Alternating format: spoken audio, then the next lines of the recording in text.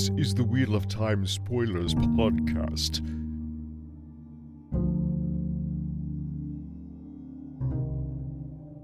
All right, well, we are starting New Spring. We're doing New Spring. It's our Jordan palette cleanser before we go into A Memory of Light.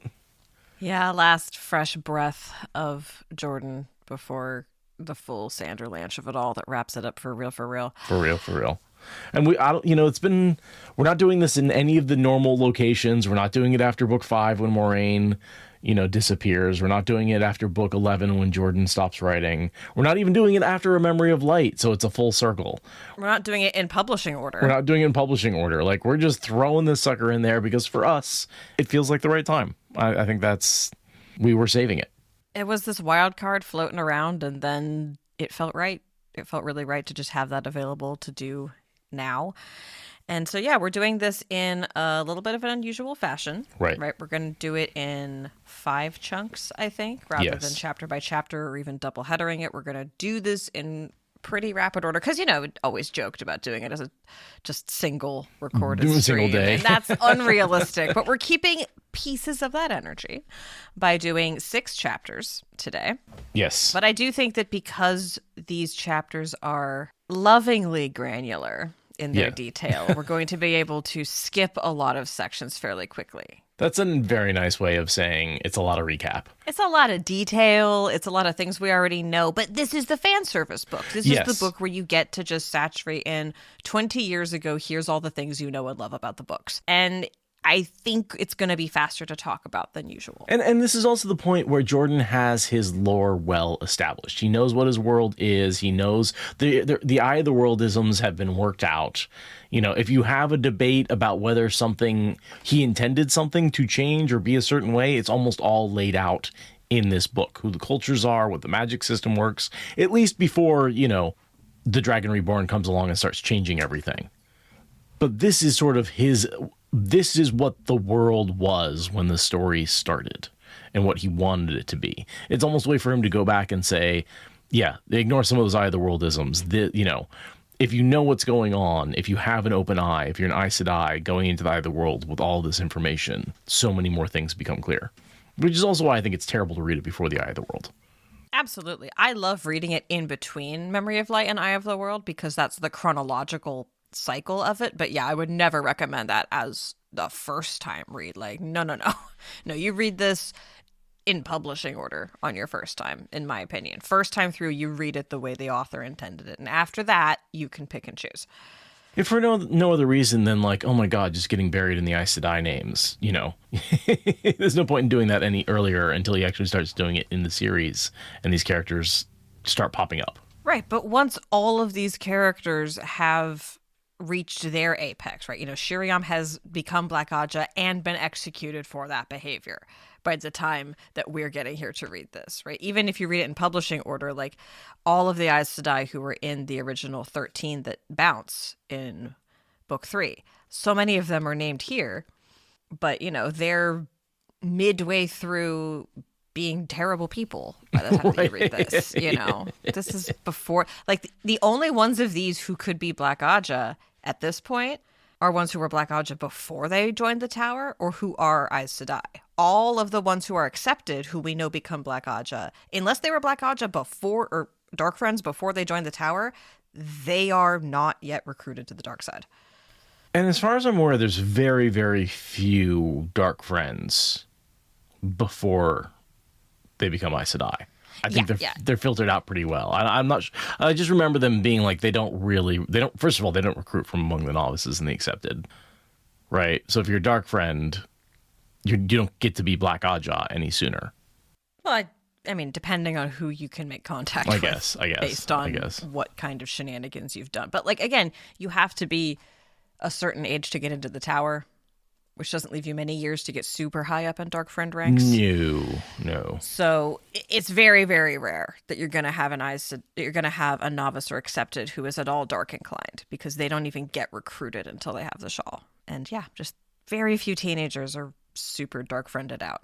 It's just super rare. It happens. Millie Skane was obviously doing wild shit by the time she was 16. But it seems to be most young women aren't going to have that opportunity to before their first channeling.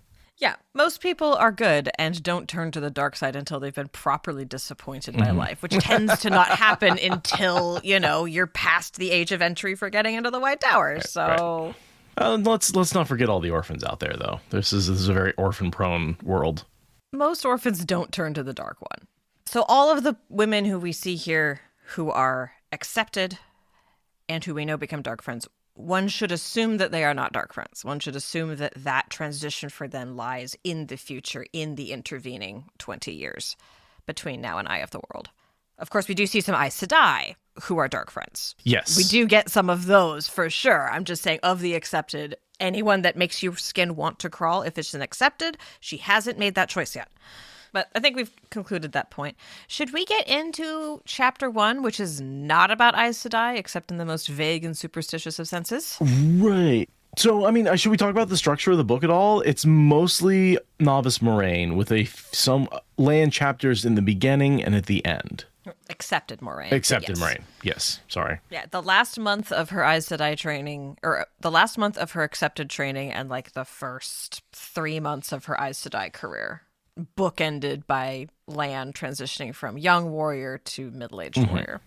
And I think for me, what was so stark about Lan in this book is this is a very formal, very uptight Lan, much more so than the Lan we see 20 years later. Yeah, that was really striking me about both Lan and Moiraine is how much more uptight, angry, compressed, brittle, all those kinds of words. Both of them are. Mm-hmm. Less under control. Yeah, or like the control is more tightly held. It's less natural. Which again, brilliant writing, right? The fact that Jordan can let me see these characters as younger versions of themselves, and not just like, oh, Lan who's not quite as good at the sword. It's like, no, Lan who has a very different set of values and beliefs that come from Malkier. You can see where they've evolved to get to where they were. That he went from something rigid to something much more loose and much more accommodating. And seeing the start of that journey, I think, is really, really interesting.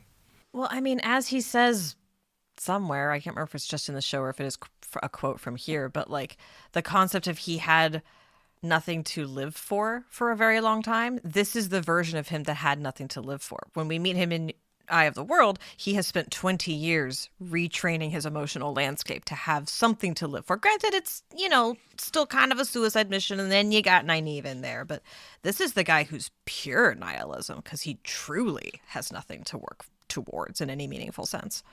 No, at some point in the story, he's like, well, I'm ready to go fight the Blight and die, like multiple times. And Bukama is like, whoa, hold on. Let's do one more thing before we go, die fighting the Blight. Just one more thing, and that gets him involved in Moiraine, which leads to the rest of the story. But like, yeah, he is ready to go suicide into the Blight pretty much at any point.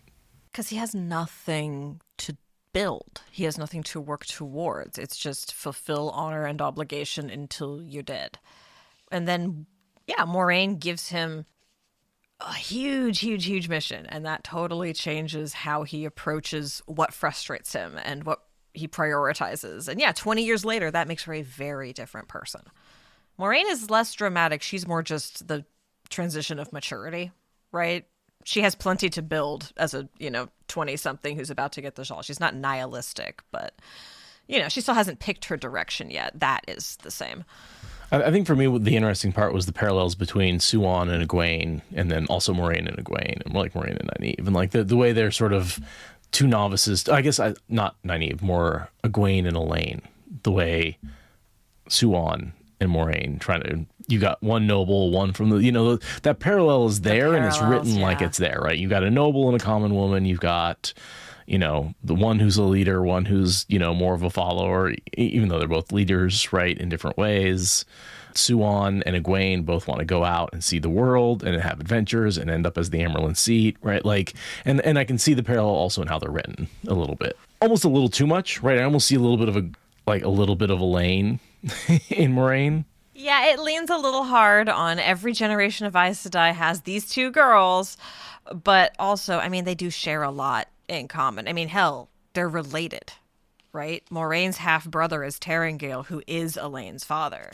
They're both high-class ladies raised in two different nation-states who have very, very similar customs and cultures. Like, there is going to be a lot of similarities in them for a lot of reasons. I also like how much we see parallels to Nynaeve in Moiraine, particularly with like the anger, right? That Moiraine has such an intense temper to hold down. It's like, yeah, you can kind of see where Nynaeve clashing with her and then ultimately caring about her and missing her like comes from, because there's parallels. Like, actually, Moiraine has overcome a lot of the same issues that Nynaeve has. Because when you meet her in Eye of the World, she is cool, she is calm, she is collected, she is pissing Nynaeve off by virtue of existing. She is a bitch eating crackers, right? She is the worst just by virtue of being calm. But and Nynaeve like resents her for her calmness. But we're seeing here, like, when Moiraine looks at Nynaeve, she's like, yeah, that was me 20 years ago. I get it. That's part of why she's so, like, cool with Nynaeve, is because she's like, I know how it is. I know what it's like to be that angry. And, like, you'll power through. You'll get through it. And also, you know, good temperament match for Lan. Even though the relationships are different, there's a bit of, like, yeah, he'll be able to handle you. It's okay.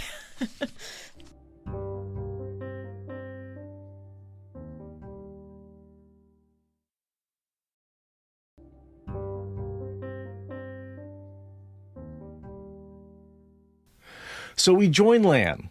Yes. Chapter 1. The symbol is the helmet. Lan's helmet, I guess. You know what's funny? I don't have symbols in this book. What? Yeah, you'll have to tell me what the symbols are. Oh, yeah, mine is what I believe is Lan's helmet. Yes. The Malkier helmet. I have a new run of a mass market paperback that still has the Daryl K. Sweet art on the front, but now it's all splashed over with stuff. Ruined! Oh, this one actually is from when Knife of Dreams was still getting promoed. This has includes an exclusive preview of book 11. That's the era this is from. It's still in brand new condition. But it probably sat on the shelf for a while before it got ordered. Yeah. I always buy these books used from Powell's, but sometimes used doesn't mean that the pages were ever turned. It just means that it was secondhand. Right.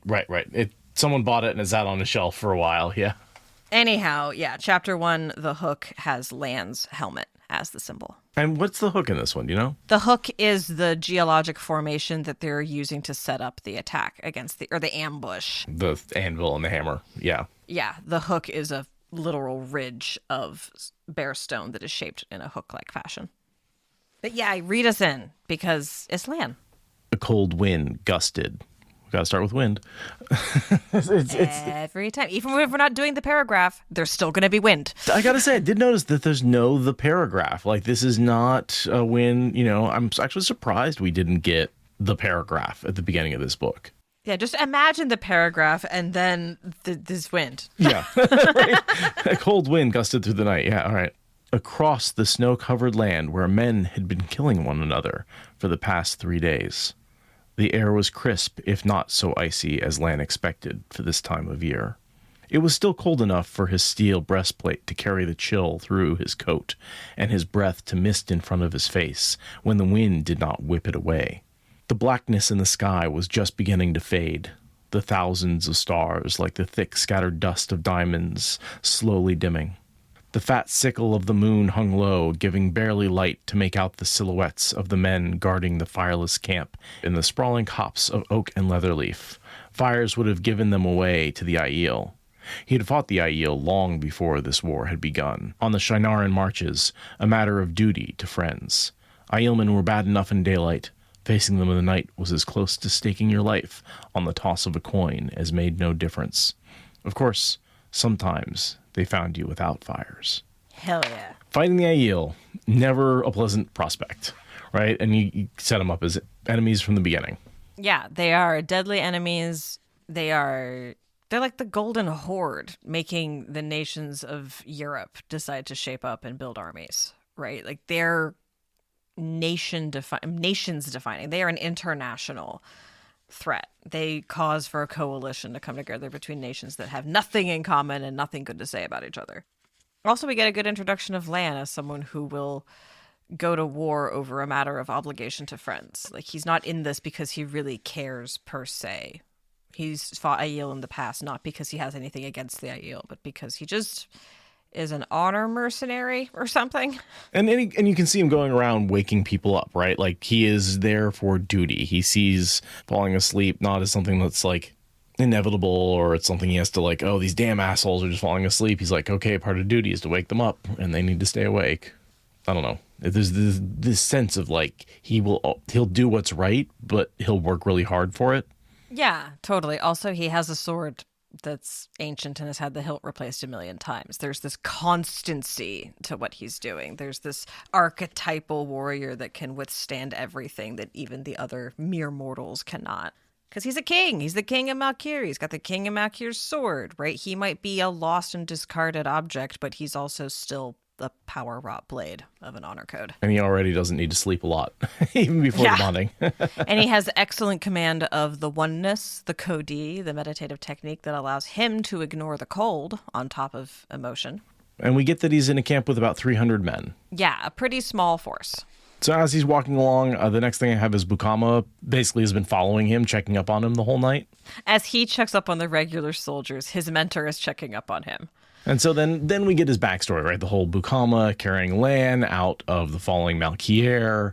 Yeah, 20 men started the journey, 5 men finished it, and Bukama is the last one left standing by virtue of old age.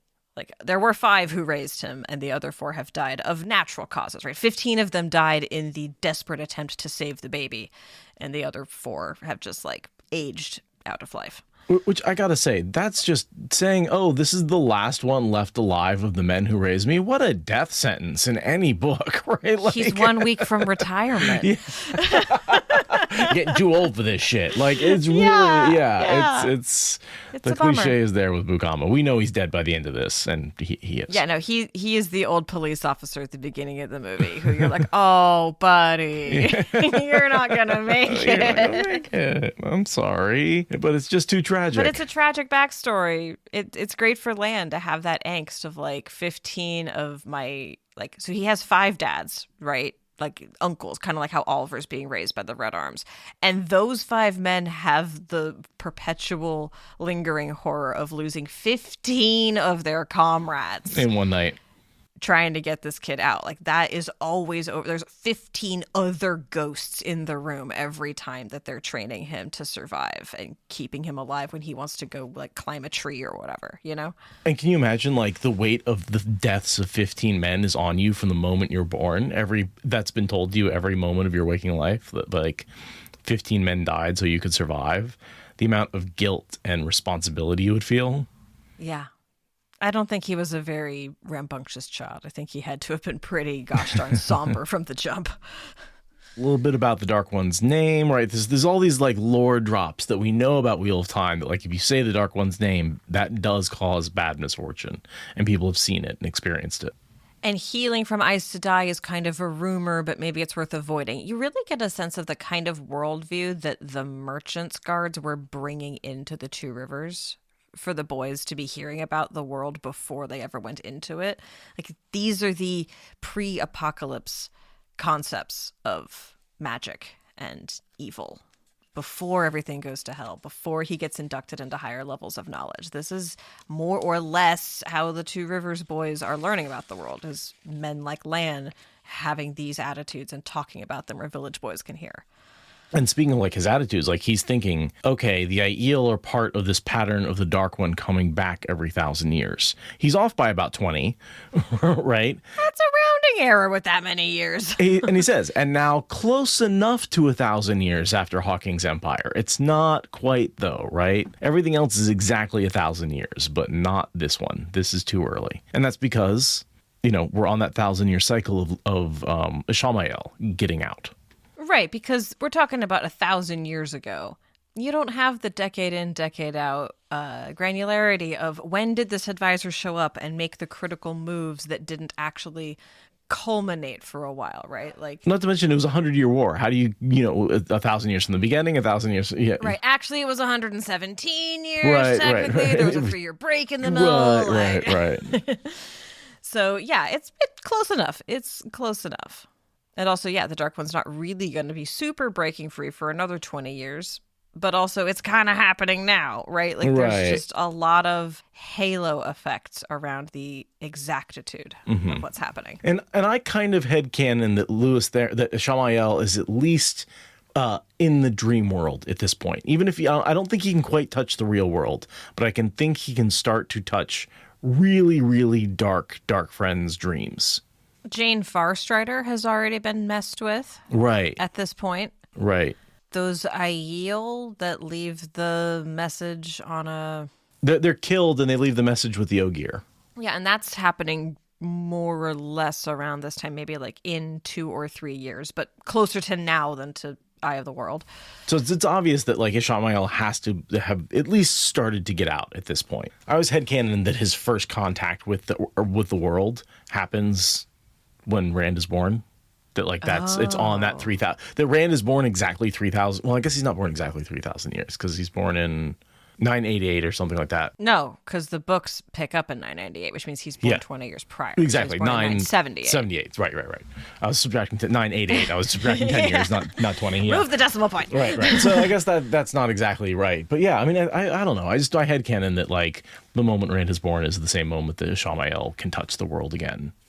Yeah, I don't think so. But it's around here. I think it just feathers in over time. But I would bet like also the Trollocs have probably like started to pick up their breeding program right around now in anticipation for in 20 years we're going to be, doing Tormund guidance. So like, what's the life cycle of a Trolloc? How long before after a Trolloc is born, and we know they're female Trollocs, we've been told. Yeah, how quickly do they mature and become fighters? And how old can they live, assuming they don't die in battle? And how many children can female Trollocs have? Are they breeding them like puppies? Like, are we getting 12, Trollocs in a litter? I don't think so. They've got too much human. Well, I don't know. They could be wolfing out. Mm-hmm. That's what I'm saying. Are the eagles coming out as live births? Shouldn't they be in eggs? Yeah, who knows, right? Like, we get very little about that. I feel like that's... Yeah, I would say Trollocs have to mature significantly faster than their human stock. They've got to mature much more on a speed with their animal side. Right. Like 2 or 3 years until they're fully mature and ready to go into battle. Right. Think about dog aging or bird aging. Like, most animals are ready to go after a year or two. Yeah. Exactly. So I imagine, add in the fighting skills and the armoring and the bulking out, maybe say 3 years for a Trolloc to go from freshly birthed to go. Probably, I would imagine that they have a pretty short life cycle. I would imagine that they can probably live like up to 20 years if they're, a breeding female. But probably in battle, they don't even make it to 10. Yeah, I'm kind of imagining they exist on their animal life cycle, which is going to be shorter. And they're big. And we know that, like, say with dogs, right? Like, the bigger the breed, the shorter the lifespan, right? Tiny little pocket dogs can live, like, a bajillion years. And a ginormous, giantism affected, like, Mastiff is going to not make it nearly as long. So I would imagine that Trollocs come in on the shorter lifespan side of things just because they are bred for gigantism. Also, yeah, probably the fatality rates with them are pretty high. But again, it's like I don't even think they probably live that long, even if they are kept in a cage. We get introduced to Rakim. That's the next bit I have. Talks a little bit about Tyr and geography and no snow and stuff like that. I think the interesting thing about Rakim is he took chances, and even when not drinking, he was boasted about his luck, a fool thing to do. And the reason I wanted to bring that up is because luck plays such an important role in this story, in this book. Because the Black Ajah don't know, they know that the dragon may be reborn. They don't know how old he is. They don't know that he's actually like reborn on that day. They think he might be older. And so they're trying to eliminate anyone who might be lucky, aka anyone who might be channeling. So anytime these men are mentioned as being lucky and then are murdered later or turn up dead, it's because they're being hunted by the Black Ajah. Does Rakim end up dead later? Because he's kind of old, even for them. Rakim is in Towers of Midnight. What? He's part of the Shienar, or part of the Malkier that joined him in the last charge on Tarwin's Gap. He's a Saldaean in this book. It's the band that finds him in Eastern Kandor. They're Malkier, Wellen. So it's Manigan, Goranellan, Shienarans, Ki, Jao. I mean, it's just a whole list of people. Well, In this book, Rakim is Saldaean, but that's impressive. I was figuring. No, he is Saldaean. Yeah, sorry, I didn't say. He's part of the group that joins him on the march. Yeah, I shouldn't say he's Malakir. Yeah, he's part of Lan's trail. He's part of Lan's group tail. He's part of the merchant cavern. Remember the one that has all the supplies? Oh yeah. He's in that. Oh damn. See, I totally figured that with the whole you shouldn't talk too loud about your luck stuff, that he was going to die as a cautionary tale to be like, and this is why Matt is right to be so quiet about his luck. But no, he lives all the way to the point of joining Lan in his final march to the last battle. Good for you, Rakim. All right, we see Andre, Nazir, and Rakim join Lan and Bulin on the Plain of Lances. Wow, nice. Yeah. Okay. So I see. This is okay. He is not part of the cavern that joins it. He's before that. Sorry, he's just for some reason. I don't know why in his chronology they talk about the cavern, only that he's part of that. The cavern joins him. He's part of that group. I think he's mentioned in that chapter. That's all. It's Caravan, by the way. Caravan, Taviran, Tavern, whatever. You can see where it's ruined me. The Wheel of Time has ruined my ability to add that extra E sound in. 100%. So next thing I've got is this messenger showing up from the Tyrants and saying, hey, you're a force that can make it in time to be a anvil against my superior officer's hammer. Go over there. Let's do it. We will smash. And Lan is very annoyed at his attitude, but agrees because that's the nature of war commands. So shall we play the game Incompetent or Dark Friend? Like, this one does feel very Dark Friendy. Right? It feels like he's being set up to take the fall against the Aiel. Right? Big time. Way more show up than they expect. He doesn't show up to be the hammer of... The trumpets make no sense. No. The trumpets feel like they're just screwing with people. So, and I don't think we get an answer. I don't think we get any follow-up on that. I agree. It feels like there's whiffs of a conspiracy, but because there's no conclusion, we're just left with a vague sense of unease, which I guess is appropriate. Right, because the next time we see him, he's just traveling with Bukama after the war's over. Right, like this is such a weird snapshot, and then we get into the whole and the line right moment, but we'll get there. So yeah, they rustle the army and scurry on out. We get some more names, including Lan's pre-Mandarb horse, Cat Dancer.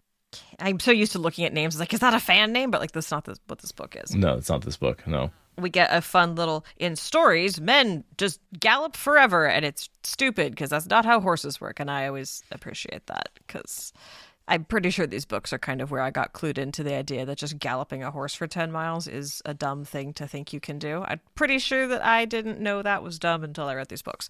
I definitely knew it was dumb, but from other fantasy books. Like that same fourth wall breaking thing. Exactly. And I think even in Eye of the World, right? That was the whole thing about taking away their tiredness is like you couldn't normally do that without magic. That run was astonishing because of the magic. Right. And then, yeah, they get to the hook. They get to this geologic formation as the sky is gray. And Lan thinks about Dragon Mount and the prophecies. And no one wanted that prophecy fulfilled. But it would be, of course, one day. And I'm like, literally this day. Yeah. Like today. Today. The day is the day. I mean, not the whole thing. We have a lot of steps to get through. But the first of an inevitable series of steps is, I mean, like Shail is probably like actively laboring as he's riding up to this thing. One would assume, because this is the day. This is the morning. Yeah. Like the trumpets really help us time lock everything together, right? Because Moiraine is hearing the trumpets going when Gitara makes her foretelling. Of course, Jordan has a time lock between the two chapters to show you the different POVs, what's happening. Yeah, of course he does. How'd I miss that? Like Shail is actively in labor and about to birth her baby right now. Like she is like in transition at this point. She's like dilated 8 centimeters. Exactly. Like if we're going with the show, right? She has finished killing all of the King's Guard, right? Like that's how close we are to the moment. So the Aiel appear. I think the only thing I had before that, he mentions that like, oh yeah, you can't hold a drawn bow for long. Like there's just a lot of fourth breaking stuff where it's like no one's gonna draw their bow and wait for the enemies to approach because like that's like holding a weight in the air for like for minutes. It's gonna tire you out. Yeah, a bow that can shoot that far cannot be held for more than a few seconds. Really, any bow shouldn't be held for more than a few seconds. Yeah, It's not good for the bow. It's not good for your arms, right? Like, that's not what bows are for. no. That's not how this exercise works. It's not a crossbow. That's what crossbows are for, right? Right. That's why crossbows were invented. It's because someone was like, but what if you could, though? And then they engineered a way into making that an option because it's not physically possible for you. We got a line about how peaches are poison. Ooh, I missed that. Yeah. Yeah. He says there were times, it's talking about like attacking the Aiel, and there were times when that was the only way, but it was foolish to lose men needlessly before you must, and as surely as peaches were poison, you did lose men in close quarters with Aiel. It's just, yeah, peaches are poison. That's a thing that exists in this world. Feels like you would eliminate them. Like, it feels like peaches are hard to grow. You know, it's one of those That was things. what I was thinking. Is like, are not peaches like a domestic crop though? Like, how would peaches be poison if you have to? Like, they're not apples, right? Apples are a thing that just happen naturally. Grendel does say peaches are poison here and now, implying they were not poisonous in the Age of Legends. So part of the breaking was permanently altering the genomes of peaches to be poisonous, but somehow they still grow wild, despite the fact that it's been 3,000 years of people not being able to eat them? Okay. Oh, wow. This is a whole article. The Wheel of Time Companion defines the peach as fruit whose pit could be powdered and used as poison. It was widely and erroneously believed that the fruit itself was poison. So kind of like the myth about tomatoes? Mm-hmm. Huh. A woman named Renelle is selling peaches from Tyr. Rand reacts with horror, but she assures him by saying they have the toxin removed and then proceeds to eat one. That's in his future visions. Well, not his future visions, in his Dark One vision duel. Yes, during his potential future seen by Rand. Vuji. Maybe Agenor just had a specific spite against peaches. Like, that was part of his, like, closing acts in the War of Power. The mistaken belief, like the fact that peaches have poison in them, also originates from real life. Tomatoes were once referred to as wolf peaches and poison apple and were believed to be poisonous. A similar belief surrounded potatoes, which were called the devil's apples. Which makes sense because they're both nightshades, and you shouldn't fucking eat nightshades as a general rule. Mm-hmm. Harriet, it's just one of Jordan's unreliability of information moments where he's saying, like, you can't trust. He just wanted to have a tomato myth. But he was like, I'm not going to be boring and unoriginal and do tomatoes. No. It's going to be peaches. Also, it makes sense because he's a Southern man, right? Peaches and the South. Right. Like, he picked a beloved fruit that was near to hand when he was staring out the window and writing, is my guess. So thank you to the Watt fandom for... Okay, cool. And okay, I like it. So surely as peaches were poison, you don't have to lose men in close quarters with Aiel. Apparently. Apparently you do, because peaches aren't poison. Yeah, well, and in fairness, nobody dies in this scene. Right. There are no close quarters with Aiel. There's no far quarters with Aiel. There's no death at all. As surely as peaches were poison, we're going to die, and then nobody dies. Maybe peaches aren't poison then. Clever, Jordan. Again, Miss Jordan's writing. So clever. That works on so many levels. The fact that peaches aren't poison and that they're just wrong about that. And then it works. It works. Delicious peaches.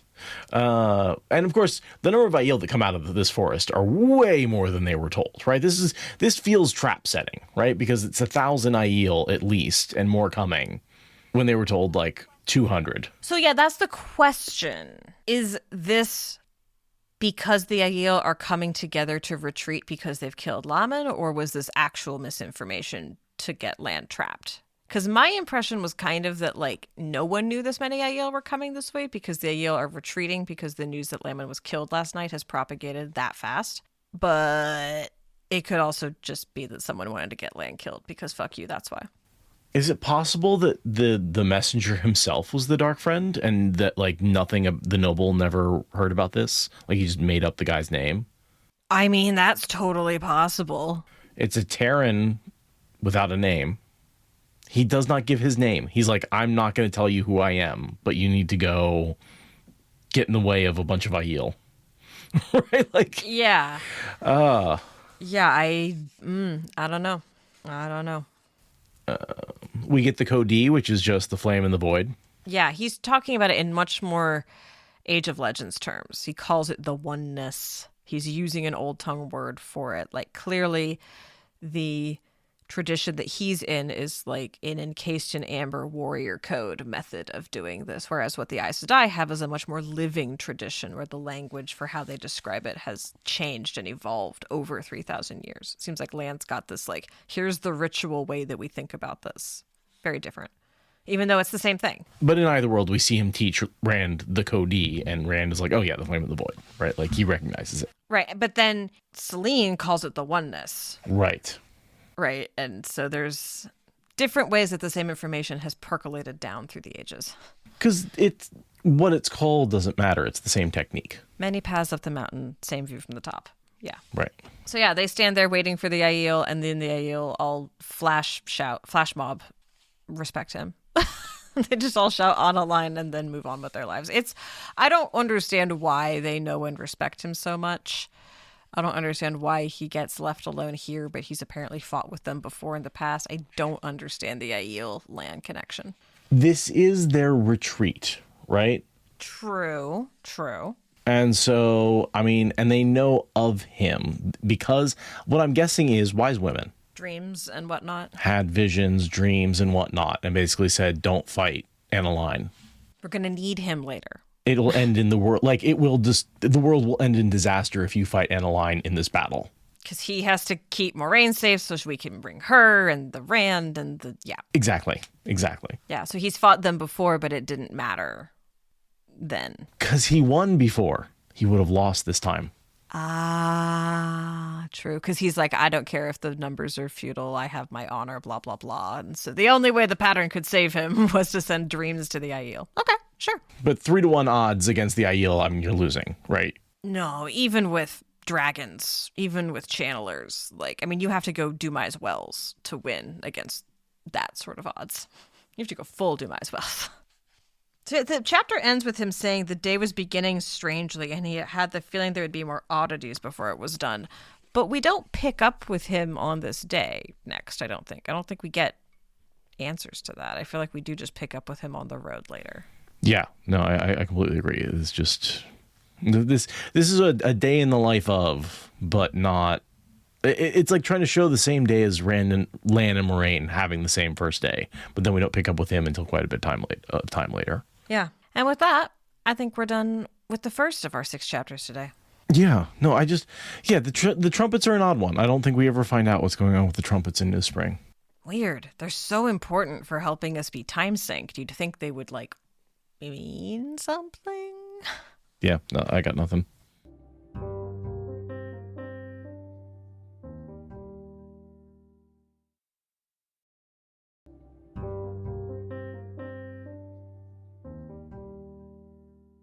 So chapter 2, A Wish Fulfilled. We're picking up with Moiraine, and it's just the snake and wheel symbol for this one, because this is a profoundly important hinge point for the entire pattern of everything. This is the Foretelling chapter, right? So we're opening with Siuan and Moiraine doing their accepted duty to endure the cold and just be messengers. And it's been 4 hours and it's near the end of the night, right? Like dawn is about to start peeking over the edge of the horizon. And the Amerlyn and the Keeper are just waiting. They're just waiting and waiting and waiting. Send away for some tea and some news. And then as the tea comes back, we get the Foretelling. Right, and to lead up to that, we just have a lot of Moiraine thinking about what it's like to be an accepted and what her friend Siuan is like and all the things that Aes Sedai seem to be before she becomes one, and just a lot of that. Her uncle started the war, so we get that her uncle's layman, right? Like, we descriptions of Tamara being fair and just, smoothless, ageless face, Aes Sedai.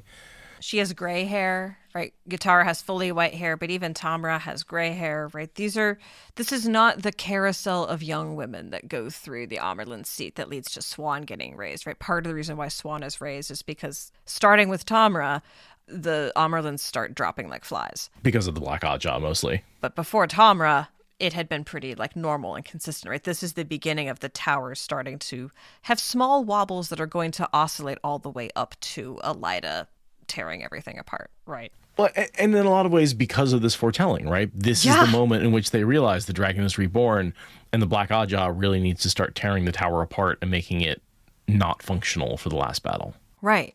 Right. Yeah. And, Tamara even says over Gitara's body, like, not now. Like, I need you, right? The loss of Gitara is, if there is ever a single moment in which everything changes, it is the loss of Gitara. The fact that she foretells so hard she dies is the moment that it all changes. So why is Gitara just like putter? She spends 4 hours on this letter and she's not really writing anything. Like, what are they waiting for? I don't know. I was trying to think about that too.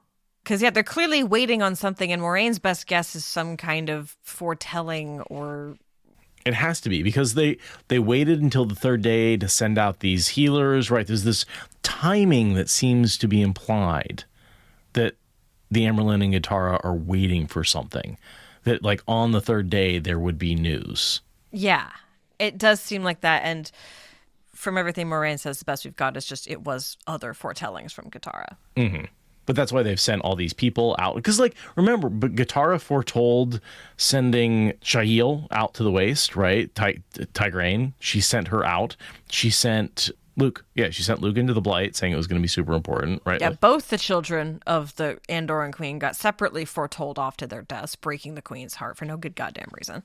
Other than things had to be the way they were for Rand to be born, right? Like...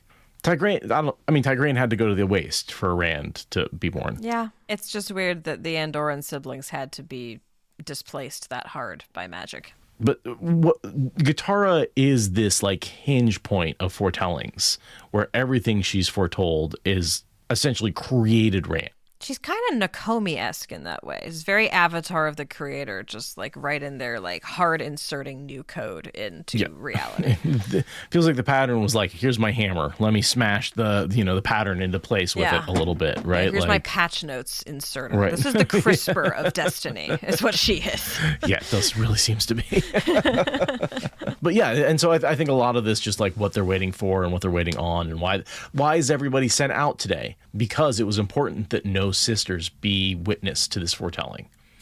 Yeah, I mean, I don't think that was Tamra's intention, but it sure worked out. Right, but I think that something about the foretelling told her they had to send people out on this day, that it was important for the future. Sure. Yeah, the only thing that was left out was the fact that Gitara's life was going to be forfeit for that last text message from the creator. Because just think about how important this day is. Like, it's the birth of the Dragon Reborn. All the foretellings of both Aes Sedai and Aiel Wise Women have led to this moment. Yeah, so many different layers and textures of visions coming through to different groups to make sure that people know what's going on today. Dark visions, too. Yeah, it's that important. It's like the last battle or Veins of Gold in Teleran Riyadh. It's so important that it's manifesting even in the dream world. This is so important that it's manifesting in prophecies everywhere.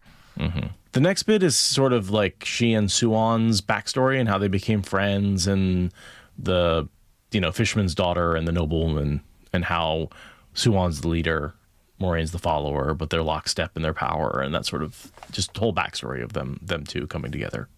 And also the different parts of their experiences, not just the class differences, but the cultural differences, right? That Moiraine was given a grand going away party right. for going to Tarvalon, whereas Swan was, bundled onto a ship with barely time to say goodbye, right? Like, not just the class differences, but Tyran versus Kyrian and approaches to channeling. So yeah, it's good texture and backstory on them, and it all fits with what we know about them elsewhere in the books, right? There's not a lot of retconning on their personalities and backstories. There's a little bit of retconning on like the mechanics of the power, but not on the development of these personalities. Oh, and also their relative smartness, right? That like Swan blew Moiraine out of the water when it came to academics, right? That she came to the tower barely literate and now is teaching the old tongue, at least the intro classes, That gets nailed into our head over and over and over again. Yeah, she is a puzzle solver. She is a polymath. She is a pattern seeker. She just soaks up information. She doesn't forget anything. She's intimidatingly intelligent. And Moiraine is no slouch. But, Swan just has a natural aptitude that has her outstripping everyone. But yeah, another mention of the trumpets. And I wish we could figure out where the trumpets were coming from, what the urgency of them was. I can't even tell which side is blowing them. Yeah. It's trumpets to announce the end of the world, I guess, you know? Encyclopedia Watt says that this is basically the Aiel portraying that King Layman is dead, and that it's time. This is them all basically saying, we have accomplished our mission. This is the end. Go home. Oh, the trumpets are literally the news being relayed across the various forces? Basically across the Aiel that King Layman is dead. Okay, so because I was wondering at how the hell they were moving that information so quickly across the army, because it's a big army. They've taken over a lot of things. They're in a lot of engagements, and Layman dies, and they all instantly turn around and go home. And I'm like, how? You don't have passenger pigeons that can do that. You don't have a telegraph. You don't have radio. Trumpets. You can do that at the speed of sound. You can relay that information quite rapidly. And as far as we know, Layman was killed that night, right? So that horn signal has been moving from Cairhien all the way over to Tarvalon over the course of the last several hours, right? It's been moving for hours across hundreds of miles. And the book uses the sound trumpets, or the word trumpets, to describe the sound. So I'm not sure if they're horns or trumpets. It's not. Isn't a trumpet a kind of horn, right? Like squares and rectangles. I don't know. They do have. Oh, Marzipan's talking about Aiel having instruments. They have drums and pipes at some point. But yeah, do the Aiel have horns to announce that with? They wouldn't have conch shells because they don't have access to an ocean. I don't obviously have any evidence that they do carry horns. But I feel like a signal horn is something that's not that hard to carry. Do we ever hear of the Aiel using horns to communicate battle maneuvers elsewhere? I feel like we know that gets used for the main Randland companies, but I don't think it's mentioned in other things. Maybe it was the Cairhienin announcing the death. That's an interesting thought, Marzipan. Maybe it's the non-Aiel forces being like, freak out, guys. I feel horns feel very celebratory to me. No, I don't know. Bells sound celebratory, but sure. I don't know. If the Aiel have never used horns before or since, why would they have them for now? But what are they? What are they? Why is there a brass section in this part of the plot? And yes, a trumpet is a type of horn, so we can say horn or trumpet in this case. Okay, cool. Yeah, Moiraine probably would have known what they were if it was a Cairhien and the king is dead Morse code symbol. Yeah, she definitely would. I'm sticking by the Aiel announcing the death of King Layman that's causing the retreat. Yeah, I need them to have horns at any other time in the books for that to make sense. Okay. I think the issue is like I can't necessarily find that, but we don't have. I seem to remember them having signal horns at some point. I just can't find the evidence for it. I know we've got signal horns for other armies, but I don't recall them being Aiel.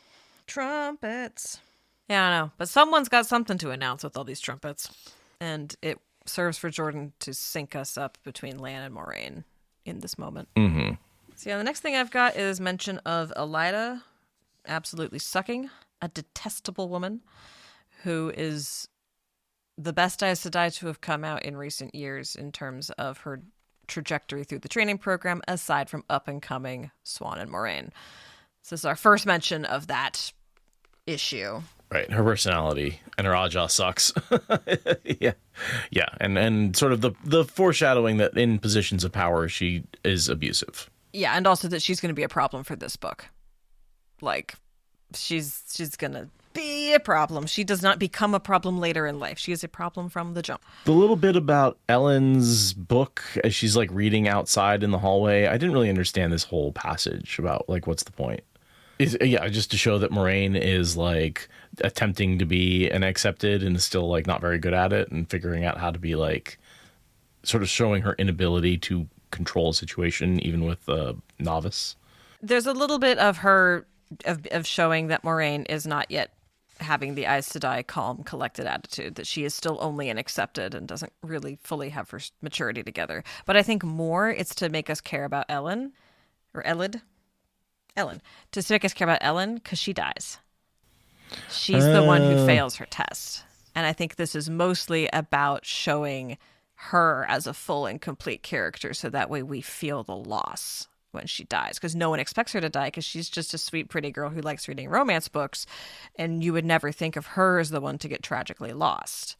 Right. But we, of course, know because we're the 20 years later people. We see all these names we recognize and then a few names we don't recognize. And it's like, why is that? Right. And part of it is because she dies. She goes into her shawl training and no one knows what happens. Her body doesn't come back out. She just vanishes. Disappears into she's one of the ones who vanishes into the rings and never comes back out again. Yeah, and it freaks everyone out. It really impacts her cohort. So I think it's mostly to develop her as a character and also to show Moiraine when she's uncertain and childish about how she's trying to control a situation. But mostly it's Ellen. So I was thinking, if you have a white tower of 3,000 Aes Sedai, and Aes Sedai live on average about 300 years, you need to graduate 10 Aes Sedai a year to maintain those numbers. Like on average, you'll have about 10 deaths a year. They are down to around 1,000, so they only really need to graduate about 3 Aes Sedai a year to maintain those numbers. But that tells you how few. Like 3 a year is just not very many graduates across all of the world. And that's about what they're getting, right? Like they're getting a small handful of graduates per year is what they're down to. And it feels like this is a peak, right? I think they have like 5 or 6 because you get like Shiriam and right. It's a big year. It's a big year, right? Yeah, exactly. When really to maintain your numbers at the level that they should be at, you should be graduating 10 every single year, like clockwork. Yeah, it should be anywhere from 15 to 20 most years if you want to keep growing it, if you want to say that you're doing a good job of recruiting and expanding your influence. But they're not. And that leads us into the foretelling. Yeah, it's fast and intense and changes the world. I really like her knocking over the black ink and that spreading pool of black across the tabletop. Like, I thought that was a really cool metaphor, symbolism for the spreading of like the darkness that's coming because of this foretelling. Yeah, the taint, the shadow, the storm. Yeah, the visuals of it is great. And like also the visual of the tea tumbling out of the hands so that Moiraine, can catch her. Like it just all happens in slow motion, even though he doesn't literally say it's in slow motion. He writes it into slow motion. And like the last thing that she wrote gets obscured. Right, which, I mean, it was a letter that who knows what she was working on, right? That was the one that took her like 4 hours. So she probably wasn't writing anything of significance, but still. But we'll never know because this spreading darkness stole it from us. And then we get the prophecy. He is born again. I feel him. The dragon takes his first breath on the slope of Dragon Mount. He is coming. He is coming. Light help us. Light help the world. He lies in the snow and cries like the thunder. He burns like the sun. Okay, that last line, just because he's a redhead on a mountaintop does not mean he burns like the sun. Yeah, okay, I get it. Cold. Okay. Saying he's getting his first suntan. And as a redhead, he's not getting tan. He burns he's like just a sheet burned. of paper. But no, and for me, this prophecy is he is born now, in that moment. Yeah. Aiel is currently giving birth. Yeah, like he's crowning right now. Right now. Yeah. And it's so interesting that they interpret it as, oh, well, maybe they have this window where maybe he was born because they know he was born in snow and then the snow melted, right? Like. Yeah, and I'm just like, don't discount Gitara. She died for this foretelling. It is precise to the instant. When he said he takes his first breath, that's because he was taking his first breath. And while she was saying the rest of the prophecy, he started screaming, like... right, yeah. Like, Aiel is actively having her last few breaths before she dies levels of that is right when this is happening. So, Rand kills Gitara. Yeah, his first death. Yeah. Well, did he kill Gitara first or Aiel first? Gitara.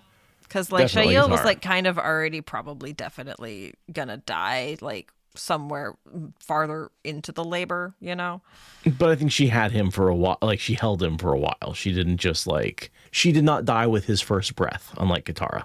Sure. Okay. Yeah. And Gitara doesn't even make it to his list. Right? How dare you, Rand? That's a woman you missed. Old enough to be your great-great-great-grandmother, and you should feel responsible. His mother isn't even on the list, and he definitely killed her. Seriously. And so then, yeah, Tamra responds very quickly and intelligently to the situation and says, you two know exactly what happened. So I'm going to need you to take this very fucking seriously. And they say, yes, mother. And by sheer luck, right, they aren't Aes Sedai at this point. So when she gets tortured into giving up the name of every Aes Sedai who was on the mission, those two don't count because they were accepted. And also they were never formally inducted onto the mission. They were self-assigned to the mission. Like, she knows about them, but she doesn't have to give up their names because she never formally involved them, and they were not Aes Sedai when she did do her informal involvement. Right. So she does the Aes Sedai bending of the truth. Because it's just the arrogance of the Black Ajah. They don't consider novices as being important or accepted as being important or people. And so they don't even think to ask about them. They're just children. And children historically have never done any counterintelligence ever in the history of humanity. I do think it's interesting that she says, if it's necessary, lie, even to a sister. And I'm like, cool, love that. However, once they swear on the oath rod, they can't lie. Even if you ordered them to. They didn't swear an oath to obey you. There is nothing about their Aes Sedai selves that would be able to follow that instruction. That's only true while they're accepted. Yeah, but they're accepted for now. And she needs them for the next couple of days to really hide it. I think as time goes on, it's less and less, you know. Oh, sure. Yeah, that's fair. That's fair.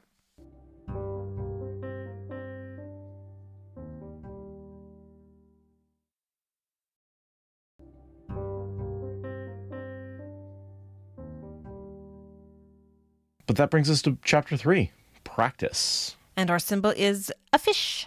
It's the swan fish. Swanfish. The Terran fish, I think. But yeah, that's always the swan fish for me.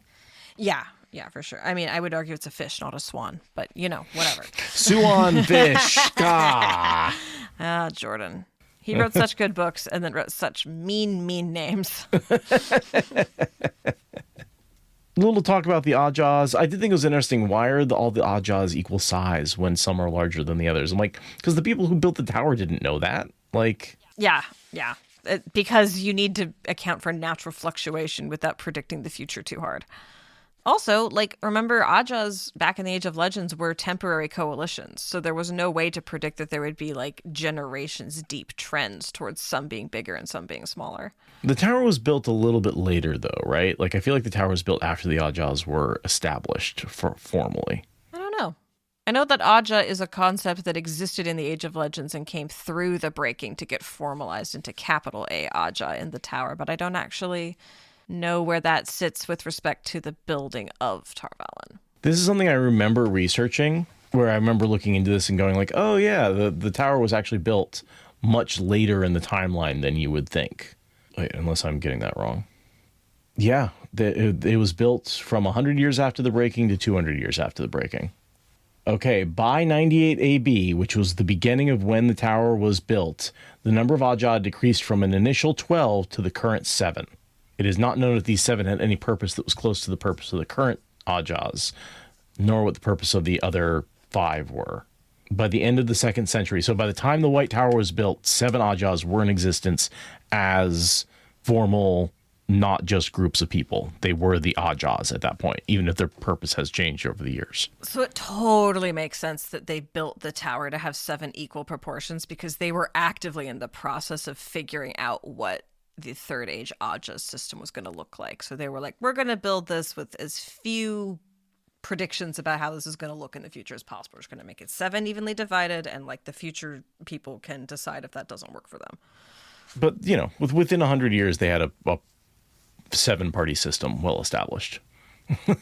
Which makes, I mean, look at the history of the U.S., right? We didn't have a party system for, 5 years?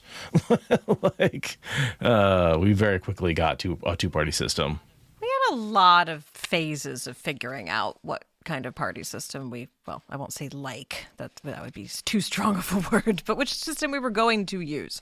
But if I remember correctly, we had a 2-party system in America almost from the moment of the 2nd presidential election.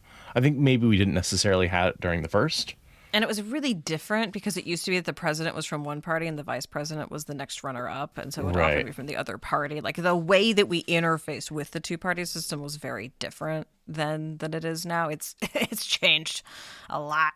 And the parties were very different in purpose, right? They were, yeah. Well, and also that, whose interests were represented by which party. But I always think it's funny. I'm like, 300 years. The White Tower just had barely gotten started. I'm like, oh yeah, but the U.S. is like not even that old. Yeah, we're about to turn 250. So yeah, they leave the being with Tamra, and Swan says, let's go practice. Let's go do the first of many montage scenes about practicing for the shawl test. And we get to talk about a lot of stuff, do more of their backstory, more of their personal dynamic, more of the details of the tower and where they live as we walk to their rooms and start to engage in a practice session where Moiraine does not do very well. Oh, and Swan talks about how she wants to see the world. She wants to travel. She wants to have adventures. She can't imagine being stuck indoors in the tower for all the time. And it makes you think about a section we read not that long ago in the modern books where she's like, how much of the world that she's saving had she even allowed herself to see? And it's heartbreaking against here where she's like, no, the second I get my shawl, I'm out. And we know that she barely ever goes outside, much less leaves the island. And so all of that is information that I feel is just like, I wouldn't call it recap, but it's stuff that we know, right? Like it's stuff that we've gone over many times. It's stuff that like has come together, except for one thing that I wanted to talk about. Moiraine felt that small tingle again as the light of Sidar briefly surrounded the other woman. Any woman who could channel could feel another wielding the power if she was close enough. But the tingle was unusual. Women who spent a lot of time together in their training sometimes felt it, but the sensation was supposed to fade away over time. Hers and Suan's never had. What the fuck is that? What is this? Is this the Peter tingle? Like, what is going on here? It's because they're soulmates and they were meant to be together, and getting hooked up with other men was wrong. This is a sign of their true romantic connection. Obviously. Obviously. But no, seriously, like other than the fandom, they're in love, like what's going on here? I don't remember this ever being mentioned before. I don't remember a tingle in any other context. I don't have any idea how this works with the one power. It doesn't even get mentioned again, does it? Right. Not that I know of. And I'm like... We didn't even get that with Elaine and Egwene. Mm-mm. No, it's not mentioned again in this book. The word tingle no longer does not appear again in this book. Yeah, I'm with Moiraine. It's a sign of their friendship, and it should have had some relevance other than being Jordan's like most willing to stand on saying that they are in fact soulmates. Oh, the other line I had in the section we were just reading, Moiraine is thinking, the tower taught its students to live with what they could not change, but some things were important enough to try even if you were sure to fail. Mm. And having her just have been rescued from the Tower of Genji in the last book we were reading, I was like, yeah, that's Moiraine. That's Moiraine. Sometimes you do things where even if you are sure to fail, you just got to power through. That's our Moiraine. That's a lesson that she has from before now, right? It's something she learned as a child, but it is how she's able to do what she does in all of the books. The only other thing I wanted to bring up with the tingle that I could see occurring somewhere else, or something related to it, is in Suldam and Dumane. And the fact that Suldam can often like develop these sensations around Dumane they work with enough, and that maybe there's something beyond just sensing the other person channeling.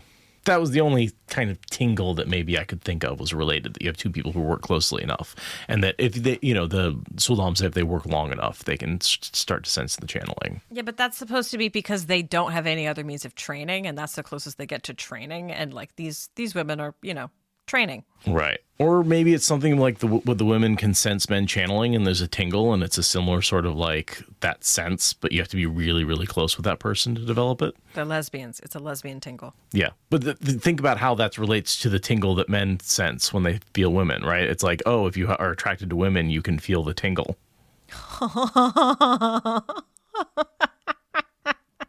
It's literal gaydar. Yeah.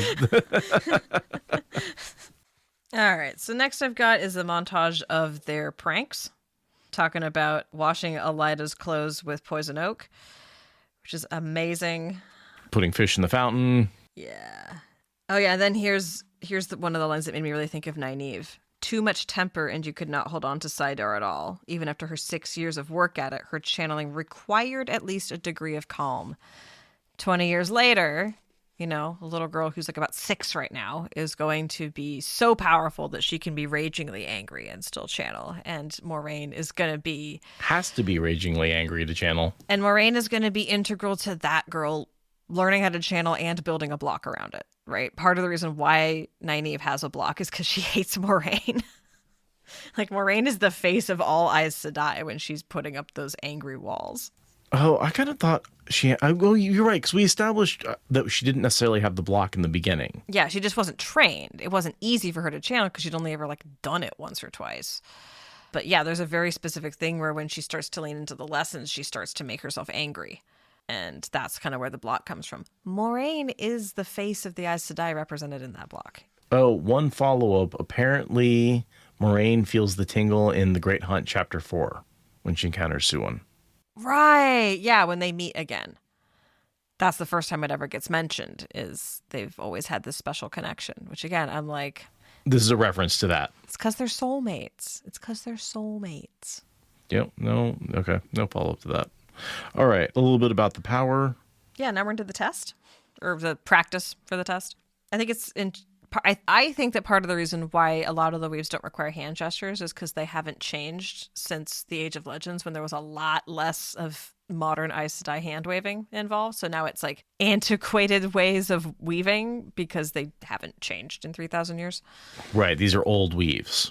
Yeah, that makes sense. Yeah, just a lot of stuff about the one power, the exponential growth. Like the more weaves you hold, the harder it is.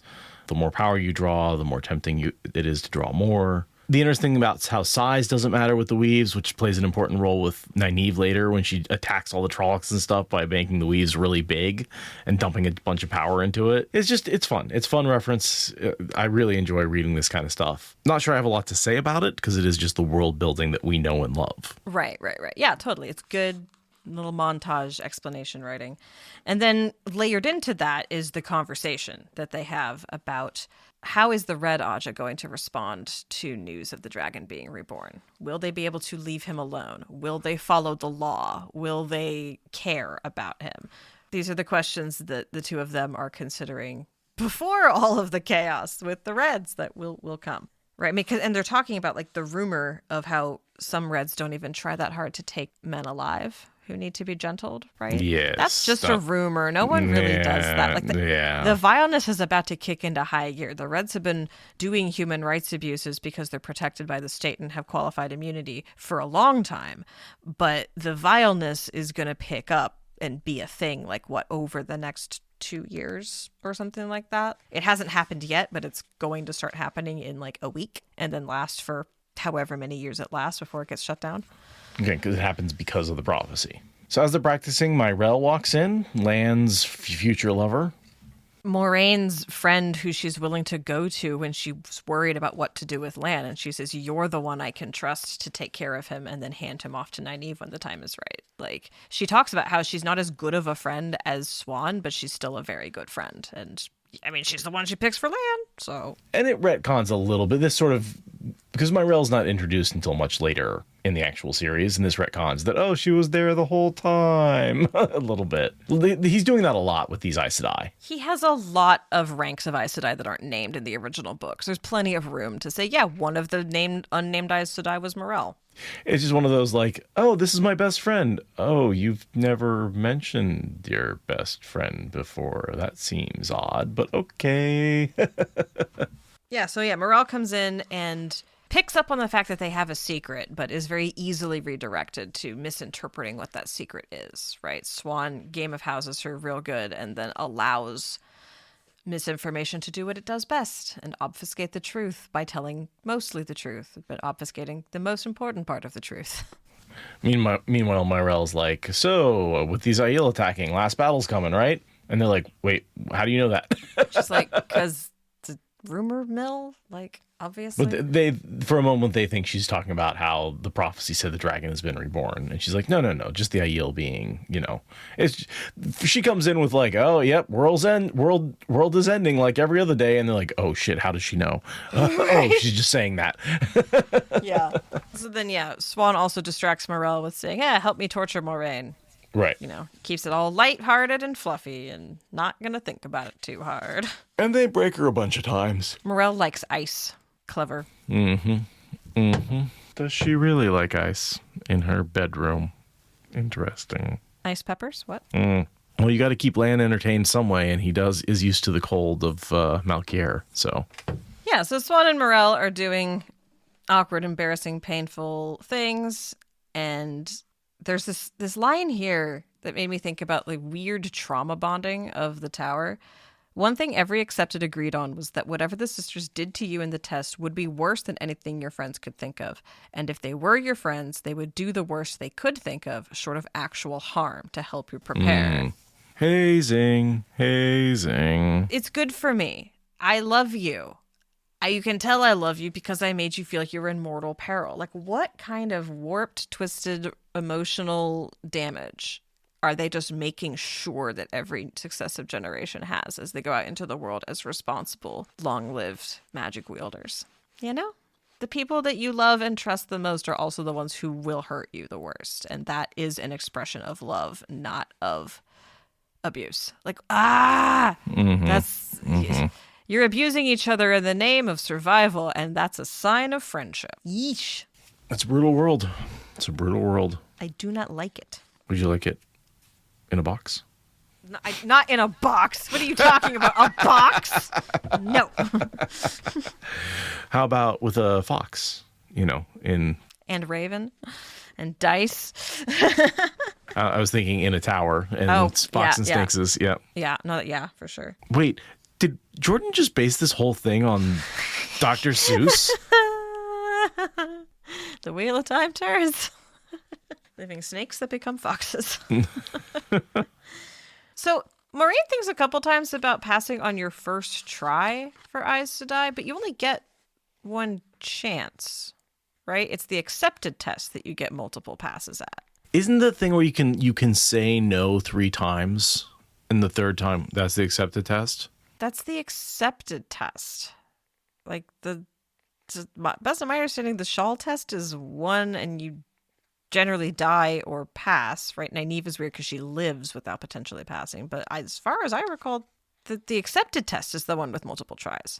Yeah, I mean, I guess, yeah, because if you get to the end of the test and they say you didn't pass, you're just expelled. Right. Unless I'm just super confused. Because he says it multiple times, so it's like he really believes it.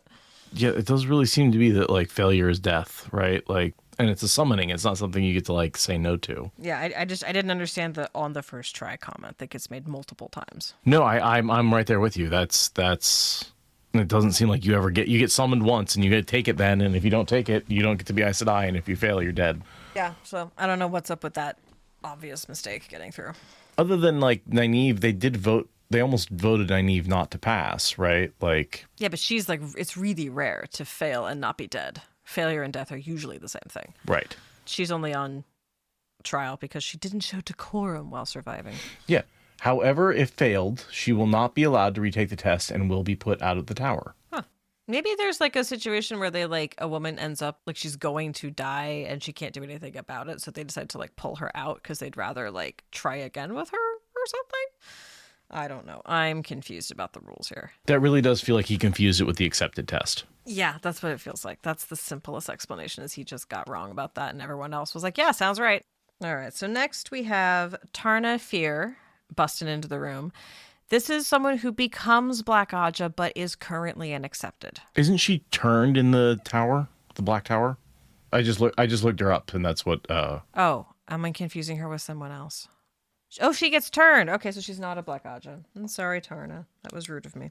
She's one of the ones who agrees with Pavara they should leave the Black Tower, then suddenly starts acting strange. We actually just did that chapter. Yeah. Right. Yeah, her eyes change. Yeah. She is an Elida loyalist.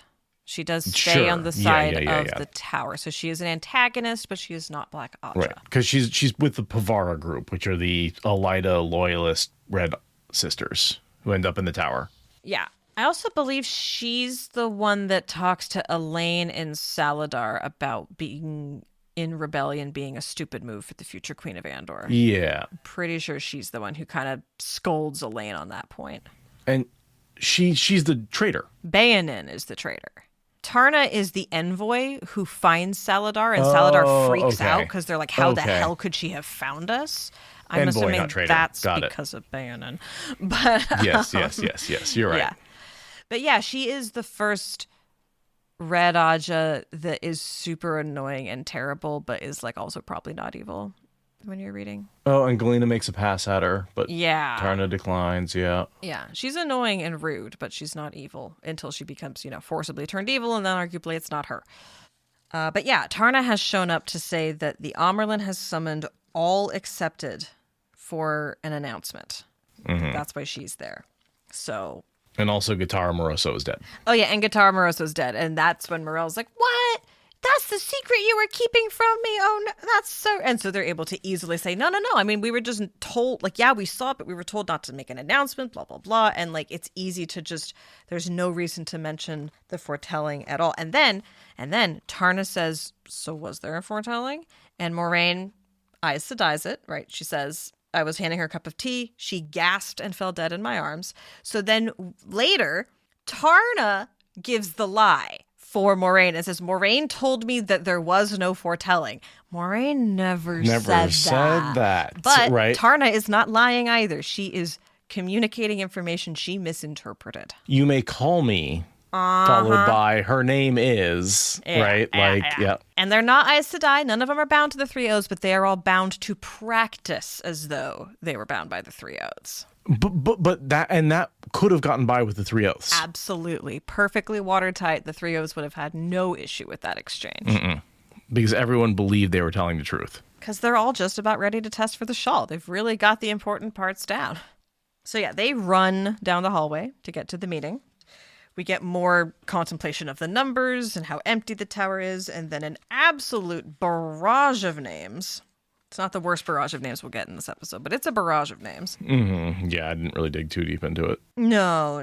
It's just a lot of, here's how the Sea Folk interact with the White Tower. Here's how the Tuatha'an interact with the White Tower. Here's the relative ages of all these characters that you've met. Here's all of them being of the same age cohort. This was the book where I was like, wait a second.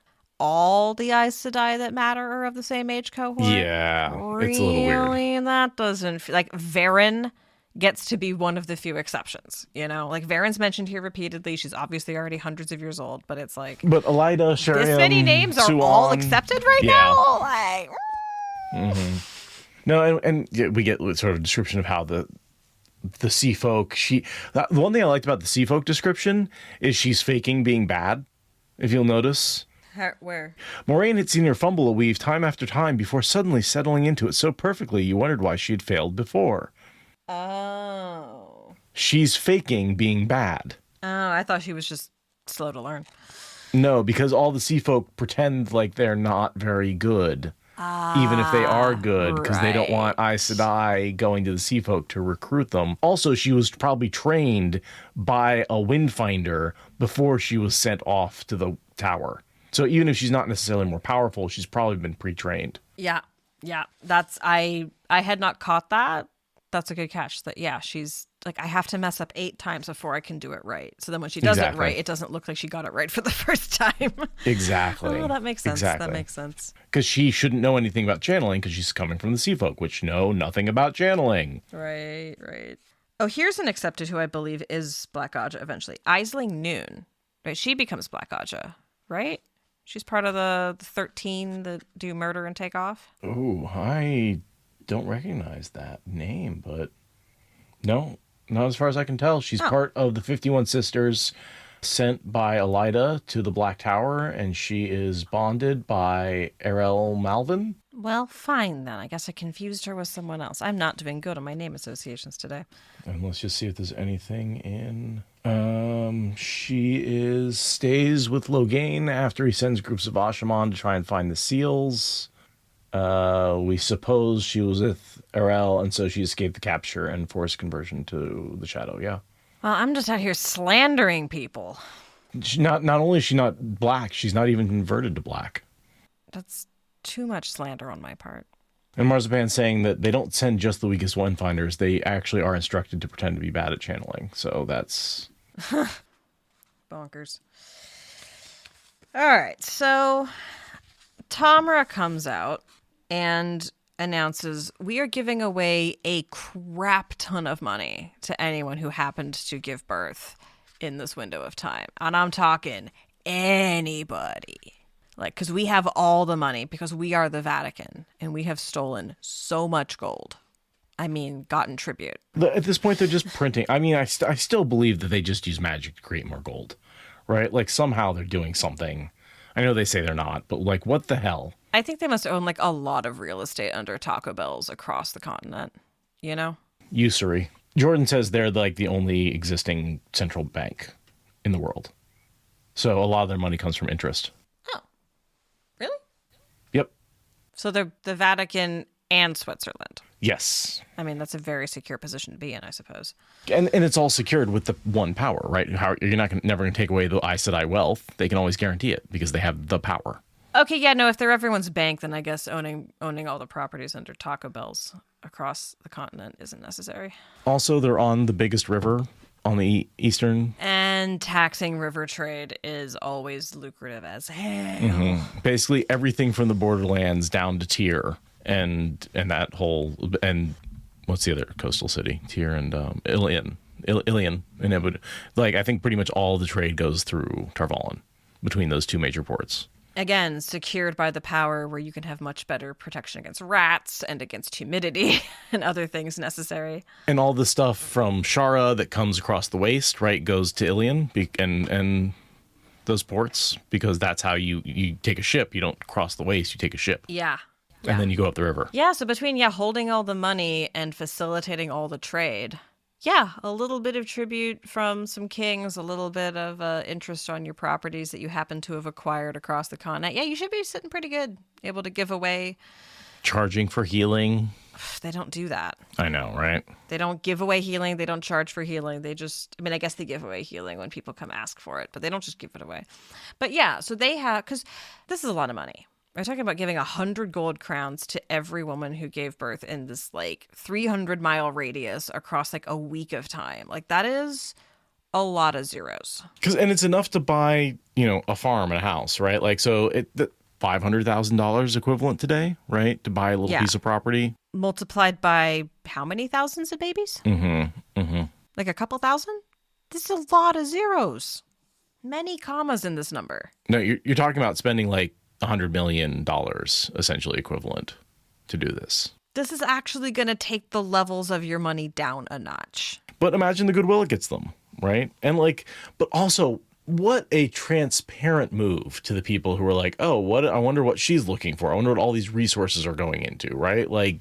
I get that she needs to mobilize the whole tower, and this is her excuse, but it's a pretty flimsy excuse. I feel like 100 gold crowns is too ostentatious, right? Balwer says, you shouldn't pay the spy master the most, even though he's the most valuable. Also, I feel like we should have seen some signs out in the world of families who had their fortunes changed by getting 100 gold crowns 20 years ago. Right. We should have seen a couple of those, just random, young men that never got killed and also just got to live quiet lives. Maybe I'm not clear on this. Are they actually handing out the money, or are they just taking names for the money to be handed out later? The latter. They're going to get it sent along later. They're not being sent out with chests of gold to hand out on site. Right. So what I'm wondering if maybe that the filtering goes down heavy and they don't give out as much as they say they're going to. So it's like American health insurance? Basically. Actually, you get 50 cents at the end.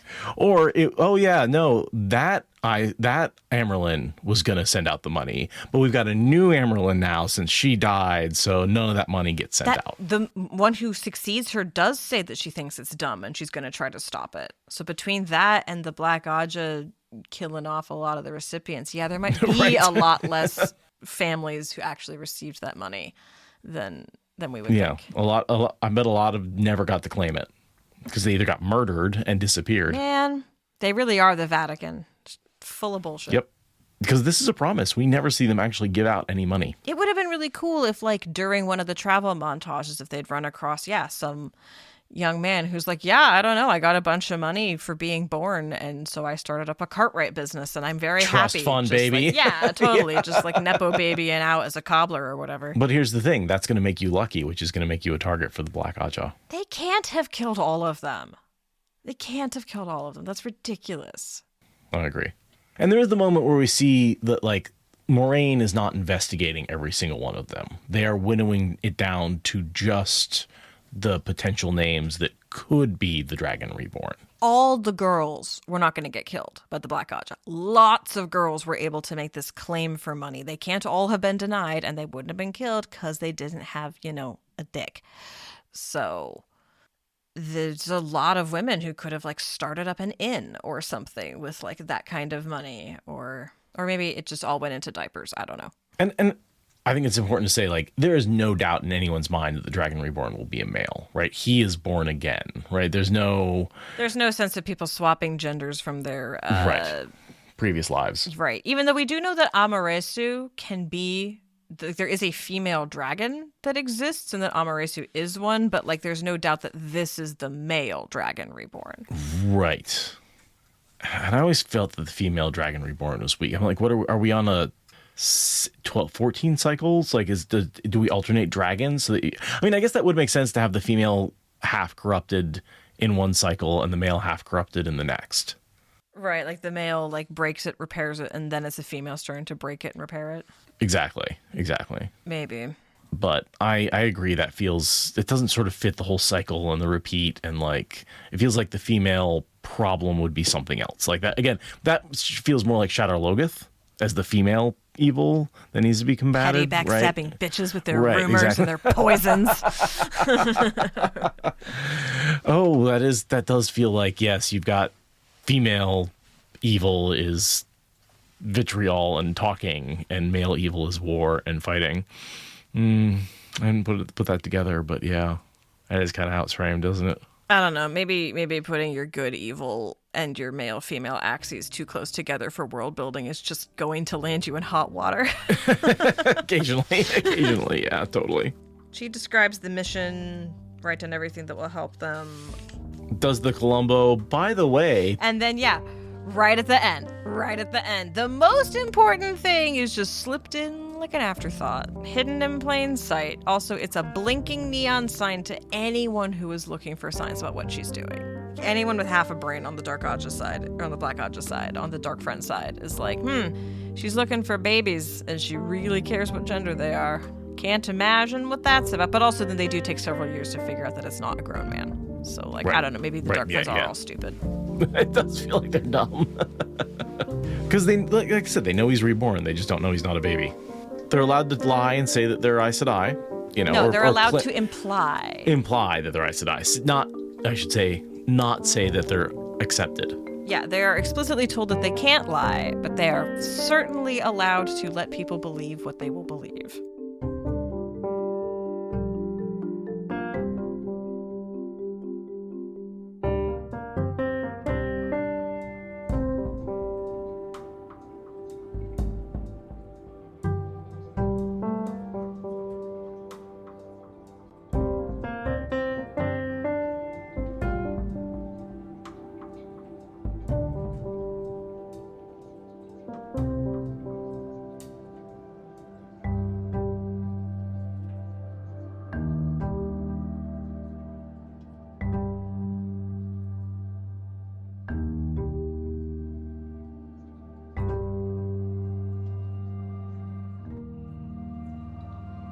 Thank you for listening to the Wheel of Time Spoilers podcast.